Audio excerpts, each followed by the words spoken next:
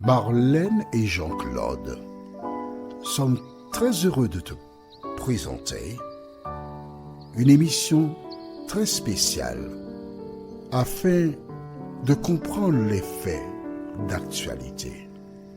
Merci pour ta fidélité. Merci d'être fidèle à la parole de Dieu. Merci de faire le bon choix. Parce que Dieu nous a dit, si vous avez de la bonne volonté et si vous êtes docile, vous mangerez les meilleures productions du pays. Mon ami, toi qui m'écoutes, jusqu'à présent, tu n'as pas eu ce qu'il y avait de meilleur. Mais Jésus te dit, si tu tiens ma main, tu auras le meilleur. Aujourd'hui, notre thème est « Tournez-vous ». Nous irons dans le livre de Ésaïe, chapitre 45, les versets 22 à 24. Ésaïe 45, versets 22 à 24. Et Actes des Apôtres, chapitre 4, verset 12. Acte 4, le verset 12. Ésaïe, chapitre 45, versets 22 à 24 et Acte 4, verset 12. Avant d'aller plus loin, prions. Notre Seigneur et notre Dieu, nous revoilà encore. Alors Saint-Esprit, continue de nous éclairer et de nous diriger dans toute la vérité, nous t'en prions. Au nom de Jésus, pour ta gloire éternelle. Amen. Le peuple d'Israël, comme tu as pu te rendre compte, ils étaient englués dans le péché. Voilà pourquoi le prophète dit, écoutez, chef de Sodome, vous êtes plus fort que Sodome. Or, vous savez ce que Dieu fit à cette ville ainsi qu'à Gomorrhe. Pourquoi? Parce qu'ils vivaient en opposition avec la parole de Dieu. Vous le savez. Mais vous faites pire qu'eux. C'est pourquoi Dieu dit chef de Sodome et de Gomorrhe. Ensuite, nous avons vu que ces personnes emmenaient les sacrifices, on immolait des animaux, mais Dieu ne prenait pas plaisir parce que ce que Dieu veut, ce n'est pas que, bon, tu as tué un animal et c'est fini. Non, il veut que tu prennes conscience de ta situation, de ton état. Il veut que tu reconnaisses et que tu cesses de violer sa parole. En fait, tu fais comme un cascadeur. Le cascadeur, il est payé pour faire des cascades. Alors, il peut, de manière très, mais vraiment très exceptionnelle, avoir une autre attitude. Mais à la base, quand tu es un chauffeur de véhicule, par exemple, tu ne dois pas faire d'accident, sinon tu as un malus. Et je connais un homme, il est décédé. Un homme qui était très gentil, souriant. Il avait des voitures, il faisait des accidents. Il a été radié de toutes les assurances. On lui a interdit d'acheter un véhicule parce qu'il ne pouvait pas être assuré. Pourquoi? Parce qu'il faisait continuellement des accidents. Or, l'objectif, ce n'est pas de faire des accidents, c'est éviter de faire des accidents. L'ennemi nous a tentés, nous tous. Et la Bible déclare, nous bronchons tous de différentes manières. Mais à un moment donné, tu prends conscience de ta situation. À un moment donné, tu réalises que tu es à côté de la plaque. Donc, que dois-tu faire? Lisons dans Ésaïe chapitre 45, les versets 22 à 24. Ésaïe 45, les versets 22 à 24. Un conseil que donne l'Éternel des armées. Ce conseil est aussi valable pour toi qui m'écoutes à cet instant-là. Ésaïe 45, à partir du verset 22, déclare « Tournez-vous vers moi et vous serez sauvés. » Amen. Nous sommes dans l'Ancien Testament. Merci, Ésaïe 45, c'est l'Ancien. Ouais. Dieu dit, tournez-vous vers moi. En disant, tournez-vous vers moi, Cela veut dire que ces personnes étaient tournées vers qui? Vers l'ennemi de Dieu. Et l'ennemi les conduisait à la déroute, à la défaite, aux souffrances, mauvais traitements. Et Dieu dit, tournez-vous vers moi, c'est-à-dire arrêtez votre démarche, arrêtez votre course, arrêtez et regardez à moi. Cessez de marcher sur le chemin dans lequel vous êtes, mais venez dans mon chemin, parce qu'il y a deux chemins. Il n'y a pas trois, hein? Il y a deux. Tournez-vous vers moi et il donne une garantie. Il dit quoi? Et vous serez sauvés.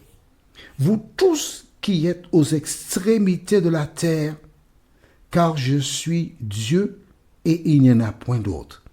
Dieu s'adresse donc dans ce chapitre-là, dans ce verset à qui? À vous tous qui êtes aux extrémités de la terre. Donc toi qui m'écoutes là, qui est à Honolulu ou à Hawaï, ou bien dans le Pacifique, ou bien dans l'Amérique du Nord, l'Amérique du Sud, etc. Qui que tu sois, Dieu te dit, tournez-vous vers moi et vous serez sauvés. Là où des gens te proposent de vendre du terrain sur la nouvelle terre, moi je te dis que le terrain est gratuit. Parce que Dieu n'a autorisé quiconque à vendre le terrain sur la nouvelle terre. Est-ce que tu comprends cela? Tout ce qui te dit, tournez-vous vers moi et vous serez sauvés.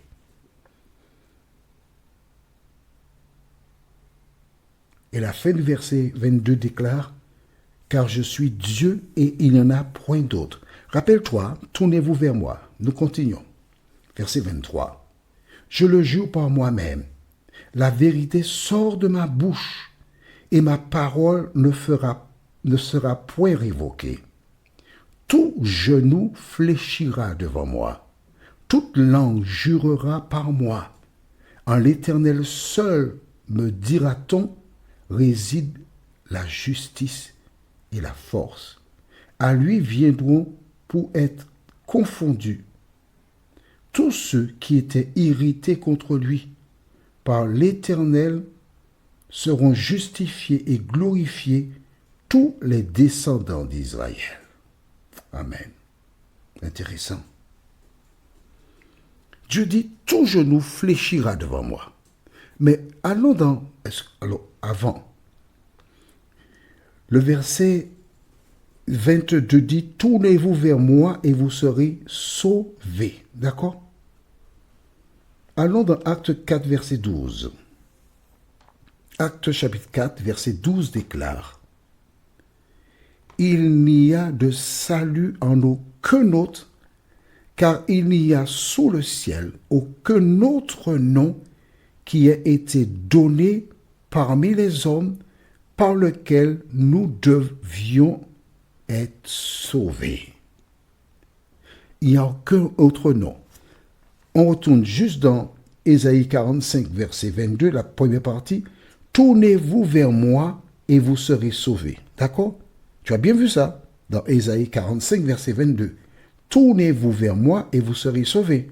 On retourne dans Acte 4, verset 12. Il n'y a de salut en aucun autre, car il n'y a sous le ciel aucun autre nom qui ait été donné parmi les hommes par lequel nous devions être sauvés. Et de qui s'agit-il? De Jésus.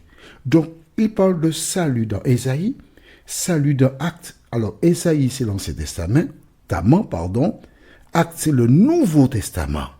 Donc, que ce soit dans l'Ancien ou dans le Nouveau Testament, le seul nom par lequel nous sommes sauvés, c'est Jésus de Nazareth. Est-ce que tu as compris cela? Si tu as des questions, tu as mes coordonnées. Notre thème pour la prochaine fois s'intitule « Le chemin ». Nous avons deux références bibliques, Jean 14, verset 6 et 1 Timothée 2, versets 5 et 6. 1 Timothée chapitre 2, versets 5 et 6. 1 Timothée chapitre 2, versets 5 et 6.